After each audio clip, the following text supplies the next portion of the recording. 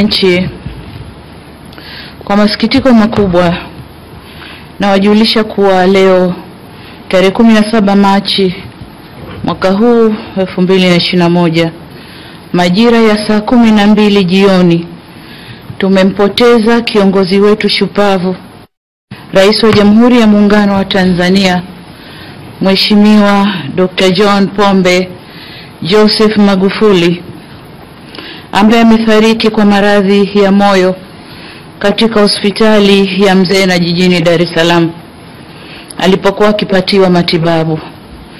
Mheshimiwa Rais Magufuli alilazwa tarehe 6 Machi mwaka huu katika taasisi ya moyo ya Jakaya Kikwete kwa tatizo la mfumo wa umeme, tatizo la moyo la mfumo wa umeme ambalo kitaalamu linajulikana kama chronic atrial fibrillation, ambalo alikuwa nalo kwa zaidi ya miaka 10.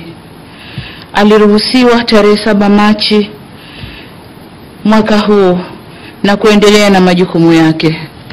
Tarehe 14 Machi mwaka huu alijisikia vibaya na akakimbizwa hospitali ya Mzena, ambapo aliendelea na matibabu chini ya uangalizi wa madaktari na wauguzi wa taasisi ya moyo ya Jakaya Kikwete hadi umauti ulipomkuta.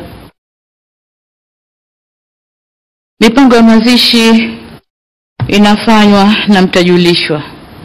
Nchi yetu itakuwa katika kipindi cha maombolezo kwa siku 14 na bendera zitapepea nusu mlingoti. Bwana ametoa. Nchi, kwa masikitiko makubwa nawajulisha kuwa leo tarehe 17 Machi mwaka huu 2021 majira ya saa 12 jioni tumempoteza kiongozi wetu shupavu, Rais wa Jamhuri ya Muungano wa Tanzania, Mheshimiwa Dr. John Pombe Joseph Magufuli, ambaye amefariki kwa maradhi ya moyo katika hospitali ya Mzena jijini Dar es Salaam alipokuwa akipatiwa matibabu.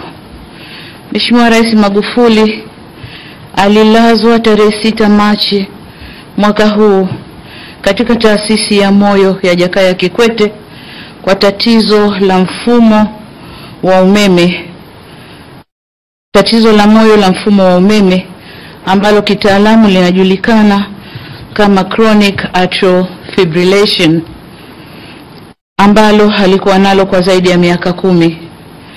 Aliruhusiwa tarehe 7 Machi mwaka huu na kuendelea na majukumu yake. Tarehe 14 Machi mwaka huu alijisikia vibaya na akakimbizwa hospitali ya Mzena, ambapo aliendelea na matibabu chini ya uangalizi wa